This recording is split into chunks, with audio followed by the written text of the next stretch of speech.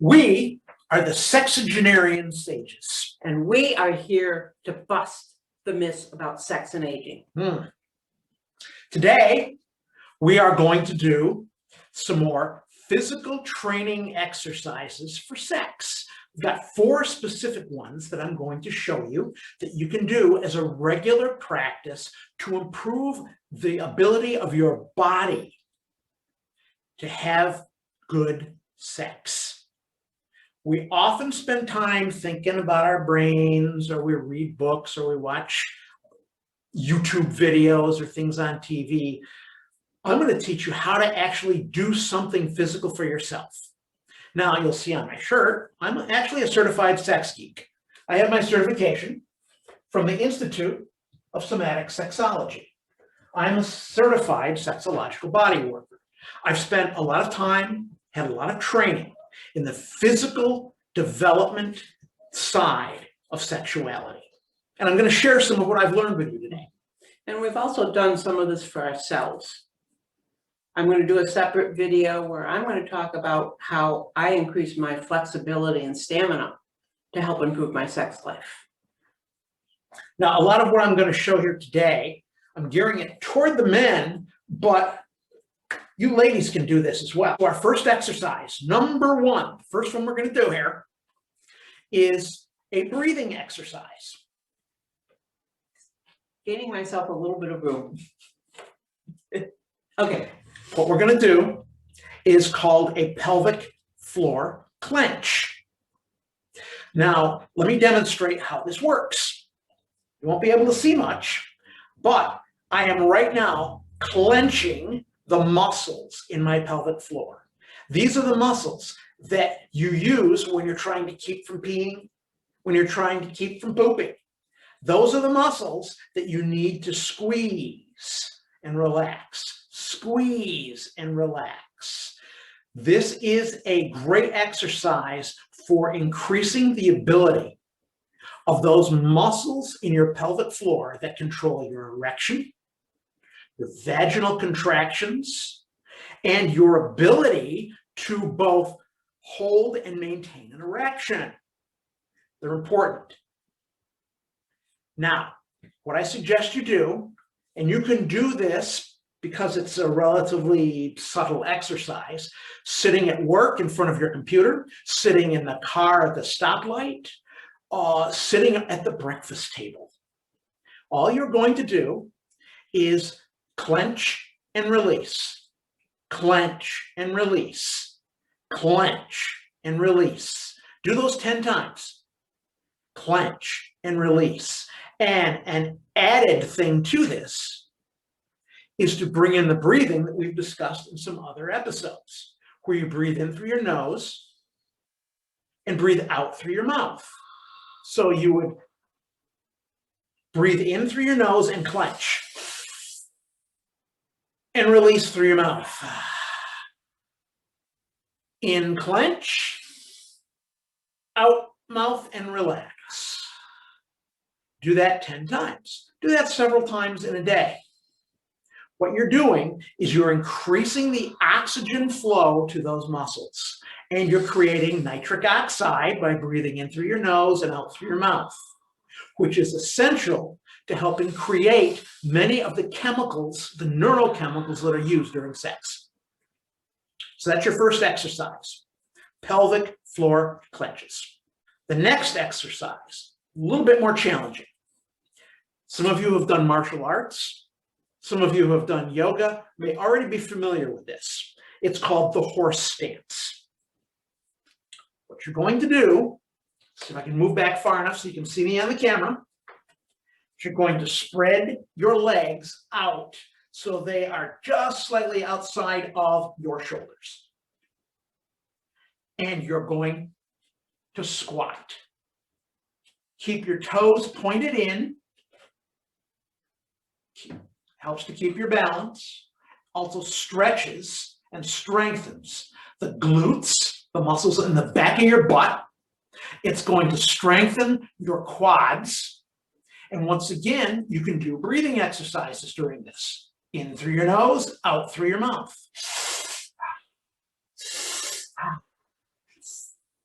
hold this stance for 30 seconds or so. Maybe this is an easy stance for you.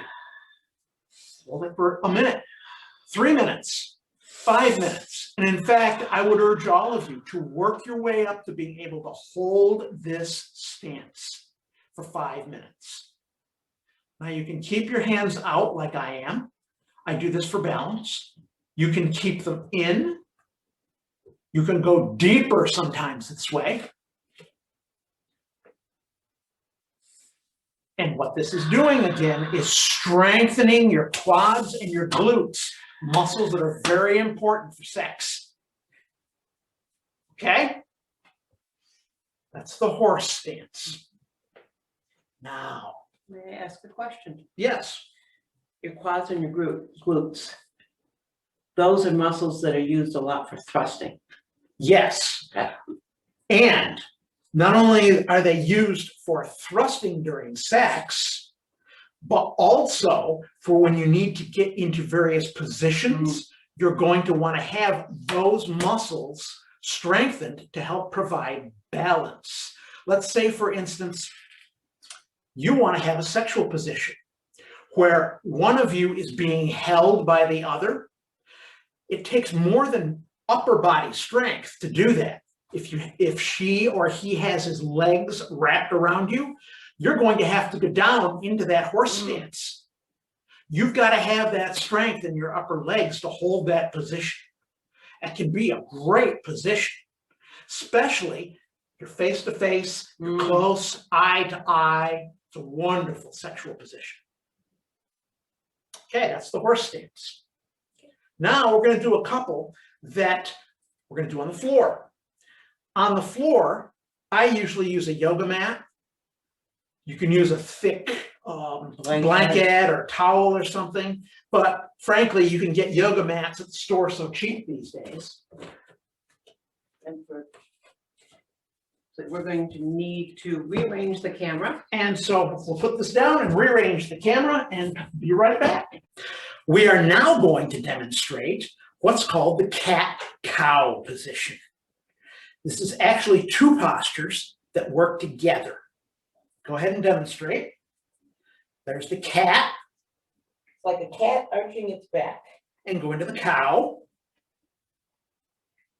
Now, what's going on here and why this is important is you are working the muscles of your spine and your lumbar sacral area. These are particular muscles that are used during sex. And it's also part of the bone structure that you're going to be using during sex. You need to have a good flexible spine. This exercise does that. It exercises your posture, your spine, starts to give you the kind of flexibility that you need there for thrusting in and pulling out. Thrusting in and pulling out. Once again, you can also incorporate the breathing. Breathe in when you go into cat. Out when you go down into the cow position. In through the nose, out through the mouth. This also, to get a little bit geeky, a little bit woo-woo here, is moving the spinal fluid up and down your spine like a pump. That spinal fluid helps to bathe your brain, and in so doing, will help to spread those neurochemicals that your brain creates and that it also exists in your spinal fluid, and it will move them around your body rather than having them sit and pool. We spend so much of our lives these days sitting, whether it's in a couch, a chair in front of a computer. This exercise will help overcome all of the little negative effects of that sitting. Okay, so that's exercise 3, the cat-cow. Now, our fourth and final exercise is going to be the seal position or the sphinx position. I'm right now in the sphinx position. It's a little bit easier to deal with. You're on your forearms. You can, if you want, spread your hands out on your mat, give you a little bit of balance. And you want to pull your head up to give that curvature to your spine. That's going to improve the muscles and the structure of your lumbar sacral area, which we already discussed is great for being able to thrust. Now, you can take this into a deeper position that's called the seal, where you're going to spread your hands. This is going to be like doing a push-up. You're going to move your body up like this, supporting on your arms. Don't lock them. Keep them nice and straight, though. A little bit of bend to the elbow. And relax your groin. Let it touch down onto the mat. The further down you go, the more stretch you're going to get. Keep your head up. And this is going to improve the quality of your posture. It's also going to help you for that very vanilla but very favorite missionary position. See what that's doing there? Now, once again, you can bring in the breathing, in through the nose, out through the mouth. I like to hold this position for 5 minutes. You have to determine how long it'll work for you, whether it's 30 seconds, a minute, maybe it's only 15 seconds. And you can work your way up. And that's something about all of these exercises. Do what you're capable of. You want to feel a stretch. You don't want to feel pain. If you can only go up a little ways, only go up a little ways. Over time, you'll get so you can go deeper and deeper into the pose. With all of these, talk to your doctor, talk to a physical therapist. Some of you may have some physical issues, physical challenges. Talk to a medical professional about these. Maybe you've got a yoga instructor you could talk to about these. And we understand now under COVID restrictions that a lot of the yoga classes are hard to find, but there are online yoga classes. And some of them are very easy. Some of them are actually specifically addressed for senior citizens. Mm-hmm. These are important exercises for you to do to help your body maintain its flexibility. As you grow older, that flexibility goes away. However, don't think because you're 28 years old that you've got great flexibility. You know how much flexibility you really have.